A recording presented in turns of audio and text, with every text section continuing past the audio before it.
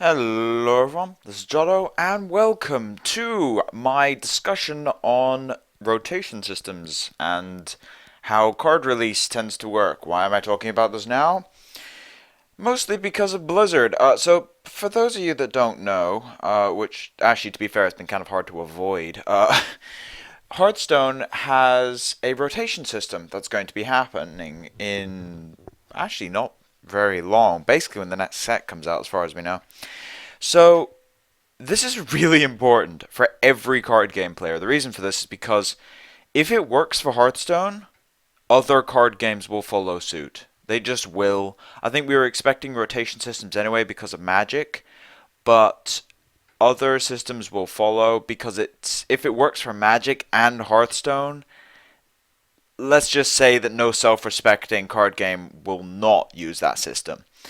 Now, what I'm talking about is, the current games I'm playing are Spellweaver and Duelyst. Mostly Spellweaver right now, but those are the two I've been playing recently. And they're both fairly new as far as card pools go. Whereas you've got Hearthstone, which is a mid-age card game, hasn't quite got into its eternal format section yet. And then you've got another comparison, which is to Magic, which is what I'm going to be using as the really old example. I'm also going to be talking about some failed examples of how not to do things, like Soulforge and Scrolls. Both starting with S. But anyway, so if we look at how the rotation system for Hearthstone is actually going to work, what they're doing is that they're going to be using the last 2 years of sets, and they're going to rotate everything else out apart from base set into a wild format, which is basically legacy for those of you that play Magic or know about Magic. So every single card ever will be able to be played in that format. The new format's being called Standard because that's what Magic calls it, and it's it basically Standard is just what you call the supported format, the concurrent supported format, which is usually the last couple years of cards. So in this case, they're using a similar system to what Magic does as far as rotations goes. There's a difference though. The big difference is that they're leaving Basic and Classic in, keeping in mind those are two different sets. Yes, it's annoying. Base set and Classic are actually two different sets as far as Blizzard are concerned. Base set is all the basic cards that you start with, and Classic is all of the commons, rares, and epics and legendaries in that the game started with. Basically, I'm not really sure how to say this now because they're two different sets, even though they're the same set basically. So anyway, they decided to keep both. Now this is weird because keeping base set makes sense. You want like one to not punish new players, and two to have like a almost like an automatic reprint thing. This is something interesting because base set and classic are designed differently to other sets that Hearthstone has, and this is something which substitutes what Magic was using for a long time. They're not anymore. But I'm not going to talk about Magic's current rotation system because we actually have no idea how it's going to work in the long run. They changed their rotation system recently, and we haven't gone through enough rotations to actually see its effect. So what Magic used to do was they had two themed blocks. So they'd have a theme, and then you have three sets per theme, and that would have like its own story, and they would have their own theming type things. So you'd have that, and then you'd also have a core set, which usually had a whole bunch of reprints and was designed just to like pad out Standard. Now, they did that for a very, very long time. They decided to switch because core sets started being a bit useless. So that's when they got rid of him. However, Hearthstone's taken a similar but different system where they're keeping classic and base set in as their like reprinted core set, which means they don't have to reprint cards ever, and in fact they've said they won't. So they're not going to reprint cards ever, basically. And then they're going to be having adventures and normal sets. So they said 2 years, which means we're probably going to have at its largest, since I think if they actually no, I think it'll stay the same size overall. Yeah, because they're rotating an adventure and a expansion each time. Yeah, so it'll stay the same at all times, I think. Uh, Actually, no. Just after a rotation, it'll be missing one adventure. But anyway, so it'll veer between 2 sets and 3 adventures, I think. It might be 2. I don't know how this is going to work, but the point is you'll have 2 sets, 2 or 3 adventures, and then you'll also have classic. So they've got a pretty large card pool, like about as large as we're used to. Like currently we've got League of Explorers, BRM, Naxxramas, and then we've got Goblins and Gnomes and the Grand Tournament, which might as well not exist. But the point is, yeah, we've got Grand Tournament and then also Classic. So I think the card pool is going to stay the same as it is now from now on in Standard for Hearthstone, which is a very good way of doing it because it means that the card diversity stays high. The reason they're doing this and the reason Magic does it, and I'll use Soulforge as an example after I talk about this, is to stop power creep. Because a lot of people have noticed Hearthstone has been getting a lot of power creep going on. Now, well, first of all, now we've got the retaliation saying, oh, Ice Rager is not better than Magma Rager now because one of them's going to rotate. But that's not the point. Anyway, so the point is that some of the actual power creep, like Piloted Shredder or Dr. Boom, those will rotate, which means, big deal, the next set can have a 7-drop or a 4-drop that might actually see play. This is why rotation systems exist, because it means you can make powerful cards, because they then rotate, and then other cards might see play. Bit of a bad example in this case, but let's say Grand Tournament cards that are not currently seeing play might see play.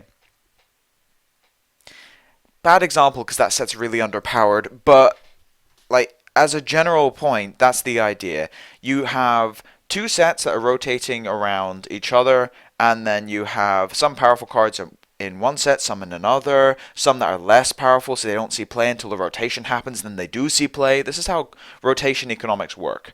Now, it's particularly interesting when it's an actual card game like Magic where you can see the prices, because then you can actually look at price history and it looks ridiculous because things go from being worth nothing to worth a lot. In the case of digital card games, it's a bit different, and this is why I think this is such a big deal, because if it works on a digital card game, every other card game is going to follow suit, because that's what happens with Hearthstone. Now, they are managing this a bit strangely, and this is actually a good thing for newer players especially, besides the fact that you don't have to buy every single set now over and over and over again if you're a new player. Adventures can be disenchanted if you want to. That's a really good thing, actually, because it means all those useless legendaries that you get in adventures, you can just convert straight into dust. Now, that's less relevant for Naxxramas, with the exception of the legendaries themselves.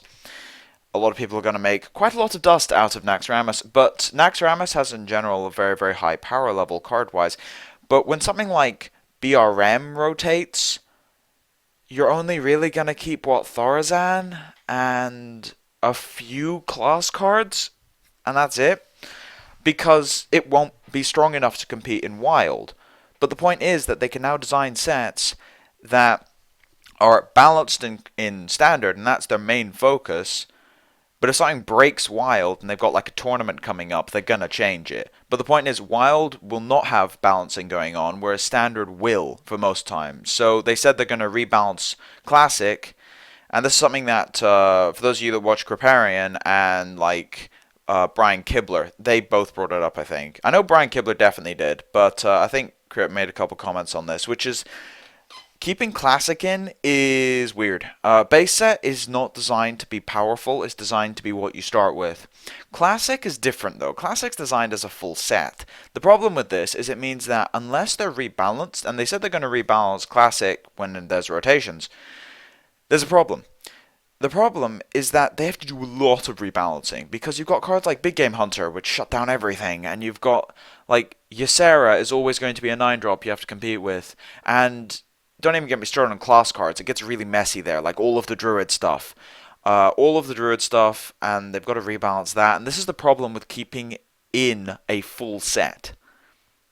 Like, I know Innervate is a basic, but the point is that you can have stuff as part of base set, and then rebalance those a little bit. But as soon as you add Classic, it makes it really difficult. So we're going to have to see how it works, and I think that keeping in Classic might be a mistake. And if it proves to be, then it means other card games will not follow suit, and I think they'll follow more of a Magic standpoint where some cards may just stay forever. Like in Magic, there's quite a few cards that have just been as standard for decades at this point. They're usually fairly innocuous, but they do stick around through reprinting. In online card games, you don't need to do that because reprints, half the reason for them existing is drafting, and like digital card games do not use drafting. They use mostly arena-based things like duelyst, spellweaver, and Hearthstone all have exactly the same system. And then you've got other games like Soulforge uses drafting, but their packs are designed differently. So like it just doesn't work the same way Magic does. So I don't think anything will ever go into reprinting. I think that keeping a set amount of cards from the original set legal could be a good idea, but I think the whole set is not. Like I think you'd have to pick and choose what you want to keep around and say these are the set of cards that are always legal. But I don't think keeping the entire like 300 or so cards is a good idea. Now, on to what you shouldn't do. So we just talked about rotation systems and why they exist, basically power creep, and they also keep a diverse format because things rotate out. Here's what happens if you don't.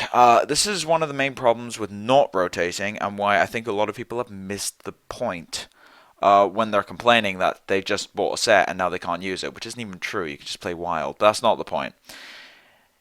If we look at Soulforge and Scrolls, now Scrolls is a bit of a bad example here because the game died off for different reasons to like power creep. Although they did have serious issues with like one of the last sets just not having good cards in it, so barely anyone played with them because the card pool was too large. And in the case of Soulforge, it's got pretty bad.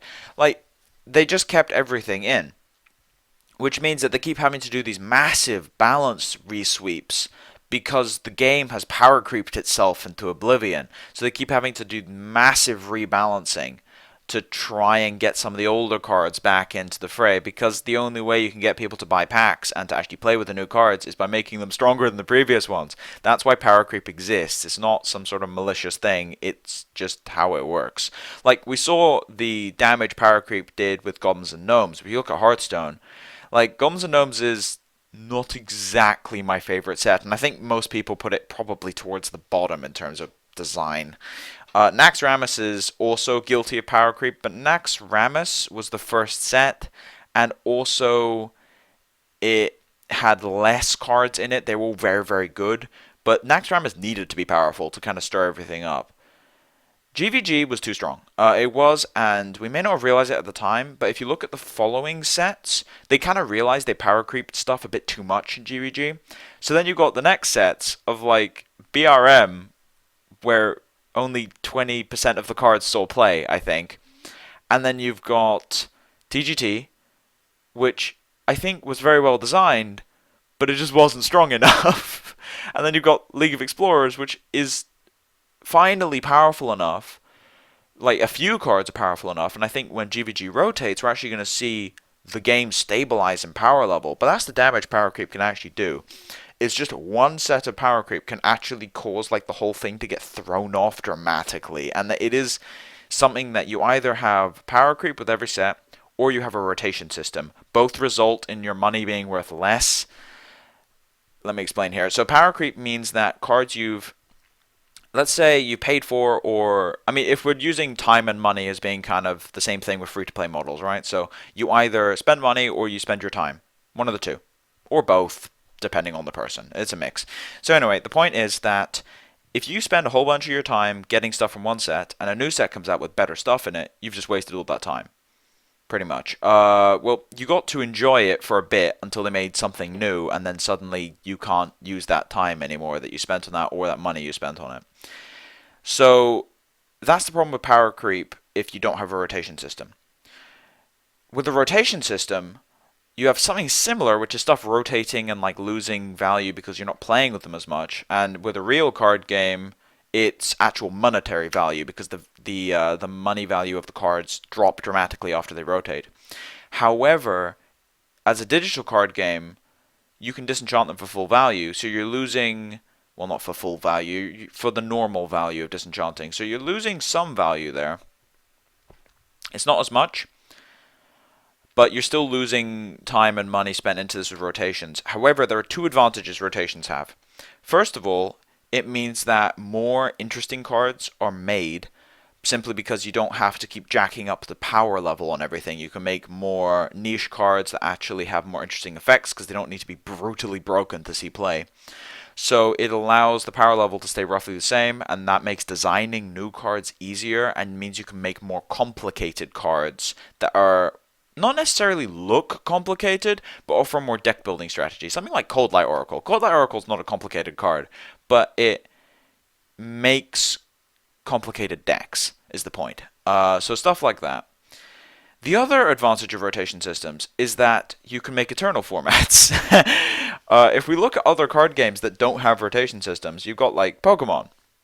Does not have an eternal format. It just doesn't, because all the new stuff is better than the old stuff. So why would you ever play with like old cards? The only stuff that is less powerful was the spell equivalents, or trainers basically in Pokemon, but basically spells, because the effects of the spells stay the same and the rough power level doesn't tend to change. It's only situational stuff that changes.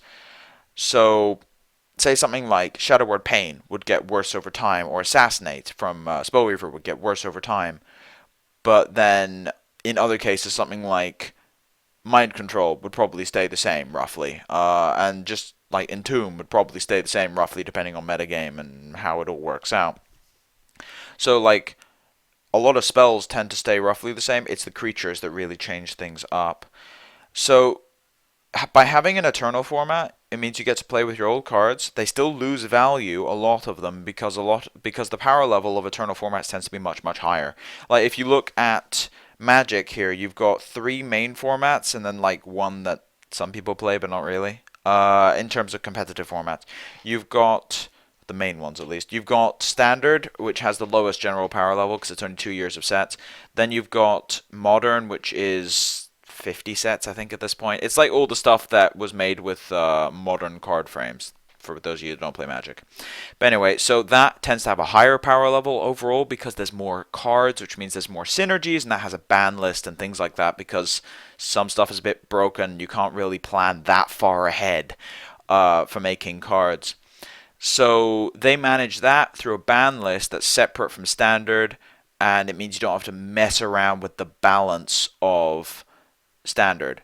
And maybe Hearthstone will do that as well. Maybe they'll just only balance the wild format by changing cards from older sets, because they can change cards from older sets with balancing, and by doing that it doesn't affect Standard at all. So the point is they've got something similar they can use there. Now then you go further back and you've got Legacy, which is everything, with a ban list, and that is the highest power level format that most people play. Then you've got Vintage, which is just crazy. It doesn't have anything banned, it just has things limited to one copy. But Legacy is what is kind of the stereotypical Eternal format because you can play everything. And that's what you have to look at. The power level is much higher, and they have to ban certain cards. So what I'm thinking is going to happen in the next couple of years is that we're going to get Standard is going to stay roughly the same, and I think we're going to get some really good design out of the Hearthstone devs now because they're not as limited. And then we're going to see wild format, which is going to have a higher power level overall, and they can just change problematic cards in hindsight. And I think that model, if it works, will show up in every other digital card game. Because if it works with the biggest one, then the smaller ones are going to follow suit. There's a lot of Hearthstone inspiration in a lot of other card games. Spellweavers is harder to see. Mostly it's trials that they get from Hearthstone, and kind of creature combat, although creature combat's more just like it's more like Hearthstone, but I mean it's not more like Hearthstone, it's more like Magic, but with attacking creatures, like attacking your opponent's creatures. But their main inspiration was in Trials. Then you look at Duelyst, which Duelyst takes an insane amount of stuff from Hearthstone. It takes a lot, like the deck builder, it takes Gauntlet, the ladder system. It's a long list. It's not a bad thing, but the point is it shows that Hearthstone generally tends to influence other card games quite a lot. So I do think the system is sound. I think that keeping Classic is a bit odd, but I think that the system itself is sound, and it is probably the best way of handling the power creep problem, because oversaturation of cards will happen in every single card game. It just does. You can't just stop making cards because then people will stop playing the game because they'll get bored. So the point is, you keep making cards, but then you've got to deal with all these other cards that have happened, and I think rotation is probably the best way of doing it, in my opinion. So anyway, that's my 20-minute talk about rotation systems and how they affect card games.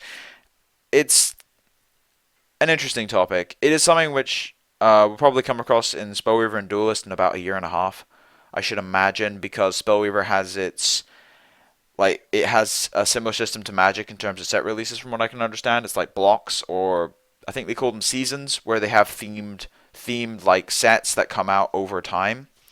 And with Duelist, we have no idea. And if you do know what Duelist like release thing is, because I've missed a dev message or something, put it in the comments and I'll have a look at it. But anyway, thank you all for watching. If you like the content, please subscribe. If you have any feedback or want to ask me any questions, put it in the comment section below. But as now, it's been Jotto, signing off.